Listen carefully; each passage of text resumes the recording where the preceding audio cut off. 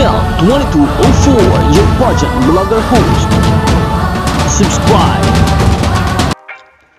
Magandang araw Pilipinas and good day pageant lovers! Narito ang pinakabagong post ng ating Queen, Miss Asia Pacific International Philippines 2025, Anita Rose Gomez.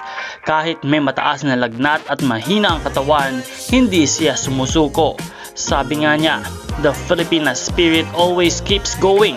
Even when the body feels weak, the heart remembers its strength. Grace doesn't mean never falling. It means rising every time. Grabe, tunay na inspirasyon. Kahit may pinagdadaanan, dala pa rin niya ang tapang at ganda ng isang tunay na Filipina Queen. Bukas na ang closed door interview na isa sa pinakamahalagang bahagi ng kompetisyon. At syempre, abangan na rin ang Grand Coronation Night ngayong October 8, 2025, Wednesday sa Cebu Coliseum. Sama-sama nating ipagdasal at suportahan ang ating pambato na si Anita Rose Gomez para sa corona ng Miss Asia Pacific International 2025.